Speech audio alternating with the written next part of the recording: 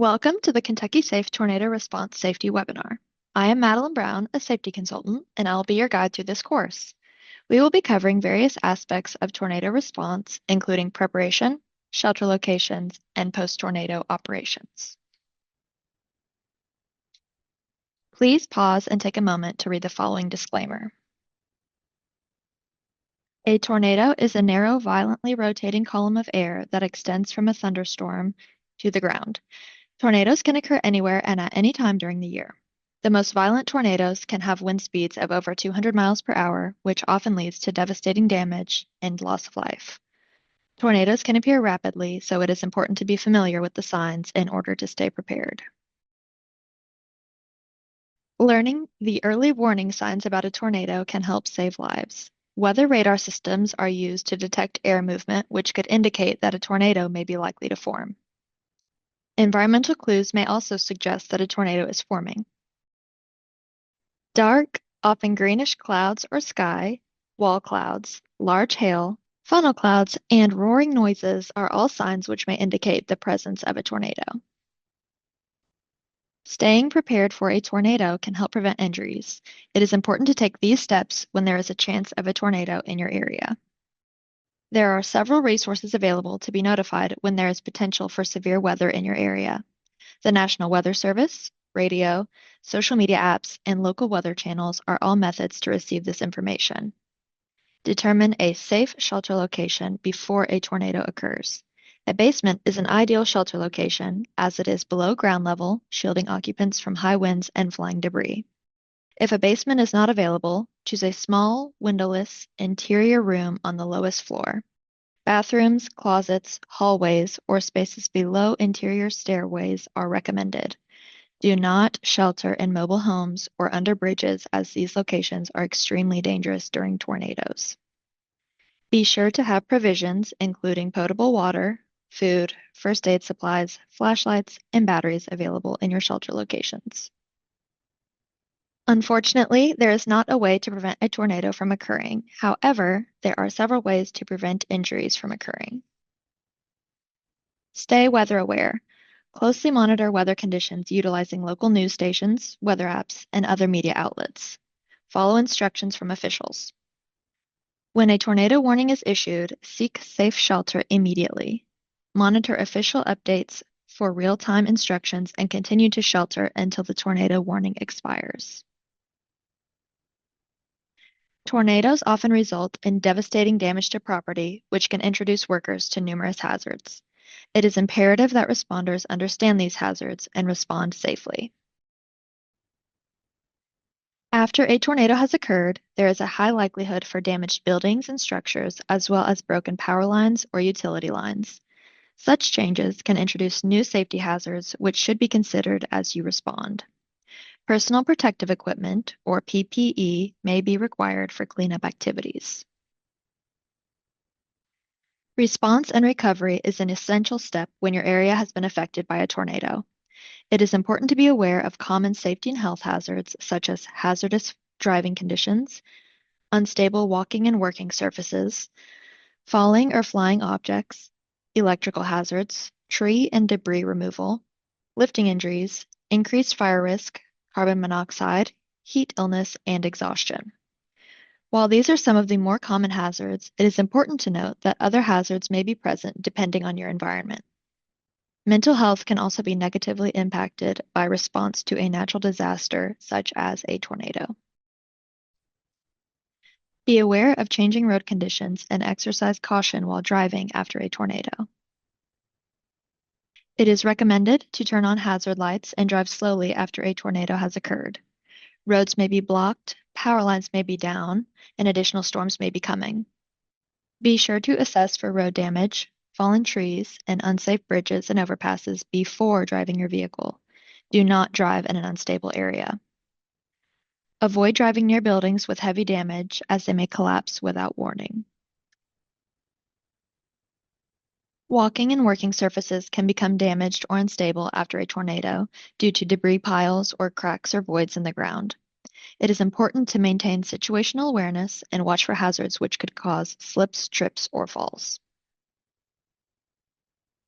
Start by assessing the area. Choose the safest path and walk and work on surfaces you know are stable. Personal protective equipment, such as hard hat, safety glasses, high visibility vest, leather work gloves, and safety shoes with slip-resistant soles, should be worn when engaging in tornado response activities. Stay clear of areas which may present fall hazards or entrapment hazards, such as large debris piles or damaged buildings. Falling or flying objects, such as tree limbs or other building debris, may also be present following a tornado. Additional overhead hazards may include falling glass, low-hanging utility lines, and other debris. Do not remove debris that may destabilize piles or structures. Watch for leaning structures or trees and avoid them. PPE, including hard hat, safety glasses, long shirt and pants, leather work gloves, and safety shoes, can provide protection against falling or flying objects and should be worn by all workers participating in tornado response. Electrical hazards are a serious threat in an area which has experienced a tornado. Among the most serious are electric shock and electrocution due to downed energized power lines. It is important to keep in mind that electric current caused by downed energized power lines is often not visible to the human eye, making it even more dangerous. A good rule of thumb is to assume downed power lines and the surrounding surfaces are energized. Report these down lines to local utility providers and avoid these areas if at all possible. Do not attempt to work on downed power lines or other damaged electrical equipment. This work must only be performed by properly trained electrical workers. It is vital that electrical workers utilize proper work practices and personal protective equipment when working on energized electrical equipment. Step potential occurs when electric current flows through the ground, creating a voltage gradient. If a person's feet are positioned at 2 points with different voltages, an electrical current can pass through the body from one foot to another. This can result in electric shock or electrocution if the voltage difference is large enough. To reduce the risk of step potential injuries, do not walk normally in the faulted area. Instead, keep your feet close together by shuffling or hopping away from the fault location to avoid creating a current path through the body. When severe weather occurs, downed trees and other debris can block public roads and damage power lines. Common hazards associated with tree and debris removal include electrocution, falls from heights, struck by injuries from falling limbs and other debris, and injuries from improper use of equipment such as chainsaws. Equipment involved in tree and debris removal can include various hand tools as well as portable power tools. Not all equipment is designed to be used outdoors. It is important to check the manufacturer's instructions before using a tool outside or in wet conditions. Inspect tools to ensure no cracks, splintering, or other damage is observed prior to use. Using tools properly and for their intended applications can also prevent injuries during tree and debris removal activities. All equipment should have proper guarding, working controls, and other safety features. It is important to ensure no modifications have been made to the equipment which could pose additional hazards. Similar to other tools and equipment, chainsaws must be operated and maintained according to the manufacturer's instructions. Properly sharpen chainsaw chains and lubricate the bar and chain with oil to ensure safe operation. A chainsaw should be equipped with a chain brake, front and rear handguards, stop switch, chain catcher, and spark arrestor. Prior to using a chainsaw, ensure safety features are present and no modifications have been made. Remember to always cut at waist level or below to maintain secure control over the chainsaw. When selecting personal protective equipment or PPE for debris removal, it is important to consider the following items: hard hat, safety glasses or face shield, earplugs or earmuffs, leather work gloves, chaps, safety shoes, and fall protection. Though they are very common, ergonomic lifting injuries are often overlooked when it comes to tornado response. Preparation and cleanup activities put workers at increased risk of back, knee, and shoulder injuries from manual lifting and handling of building materials and fallen tree limbs. It is important to use proper lifting techniques to prevent injuries. Team lifts should be utilized to move bulky or heavy items to avoid sprains and strains. Utilize safe lifting techniques to prevent injuries. Stand as close to the load as possible. Plant your feet shoulder width apart with one foot slightly ahead of the other. Bend at the hips and knees rather than the waist to let your legs do the lifting. Keep your head up and straight with your shoulders to keep your back straight. Engage your core muscles as you push against the ground and straighten your legs. Hold the load close to your body at waist height throughout the duration of the lift to avoid unnecessary strain. Increased risk of fire is another common hazard after a tornado has occurred. Additionally, firefighters and first responders' capabilities may be limited for several reasons. Tornadoes can cause damage to fire protection systems, decreasing their effectiveness. Water distribution systems, which are used to suppress fires, may become disrupted or unusable in some cases. Firefighters and other emergency responders may have delayed response times due to travel hazards, such as inaccessible roads or downed power lines.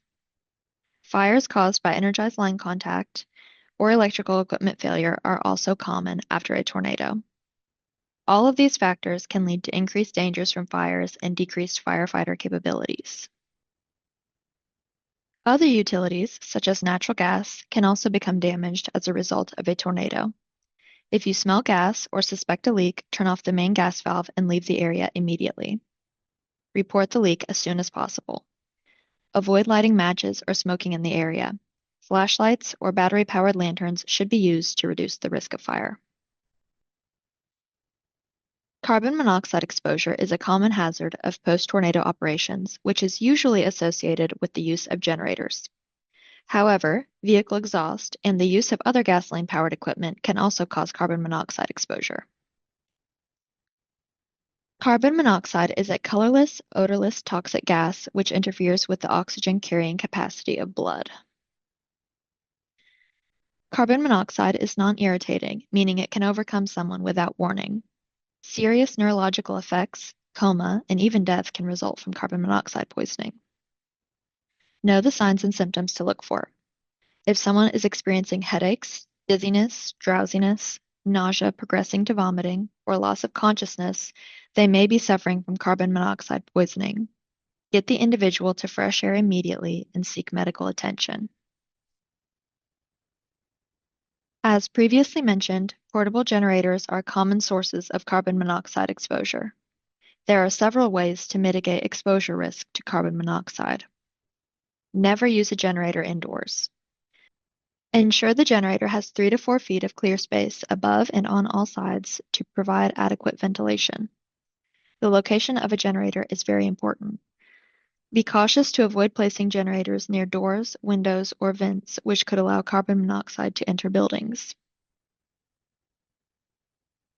Heat stress can be another serious hazard workers are exposed to during tornado response operations. Exposure to high temperatures can lead to serious health issues, including heat exhaustion and heat stroke. It is crucial to recognize the symptoms and take preventive measures to protect workers. Heat exhaustion is a serious health problem in which a person's body temperature exceeds 100.4 degrees Fahrenheit. Symptoms of heat exhaustion include headache, nausea, dizziness, weakness, irritability, confusion, and heavy sweating. Heat stroke is when a person's body temperature rises to critical levels of 104 degrees Fahrenheit or higher. Heat stroke is a medical emergency characterized by confusion, loss of consciousness, and inability to sweat.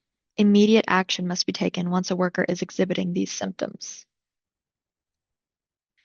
Hydration is the most effective way to prevent heat illness. It is recommended to drink at least 1 pint of water per hour, even if you don't feel thirsty. Schedule frequent rest breaks in shaded or air-conditioned areas to help workers cool down.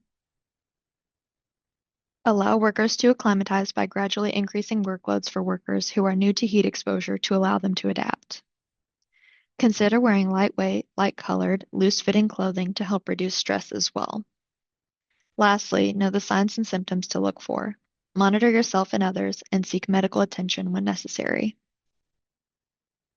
If you notice someone showing signs of heat exhaustion, call your supervisor for help. Signs of heat stroke are much more serious, and it is imperative to call 911 if you observe these symptoms.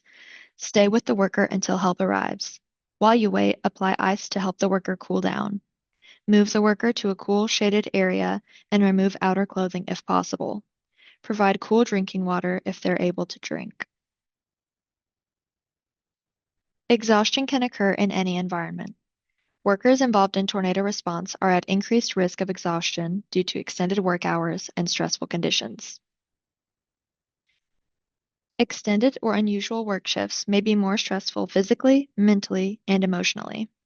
Non-traditional shifts and extended work hours may disrupt the body's regular schedule, leading to increased fatigue, stress, and lack of concentration. These effects lead to an increased risk of operator error, injuries, and/or accidents. Fatigue is a natural cue from your body that it needs rest. Fatigue is not a problem if you are able to rest. However, if rest is not possible, fatigue can increase until it becomes distressing and eventually debilitating.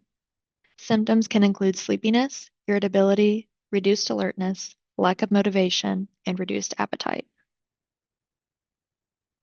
Managers and supervisors should learn to recognize signs and symptoms of the potential health effects associated with extended and unusual work shifts. Managers should allow time off for rest and plan for regular and frequent breaks throughout the shift. Extended shifts should be minimized when possible. Extended shifts should not be maintained for more than a few days, especially if they require heavy physical or mental exertion. When working in stressful environments, you may experience mental health challenges which can be addressed with the proper resources. Please scan the QR code to access our Mental Health and Suicide Awareness webinar for more information on this topic. In summary, it is important to be prepared for a tornado before one occurs. Identify safe shelter locations in advance and have provisions available. During a tornado, take shelter and stay weather aware. Follow instructions from local officials. The aftermath of a tornado can present numerous hazards to workers, and it is vital to respond safely. Do not enter damaged buildings. Avoid downed power lines, and wear proper personal protective equipment for response activities. For more free online learning opportunities, please visit our website. Thank you for watching this presentation.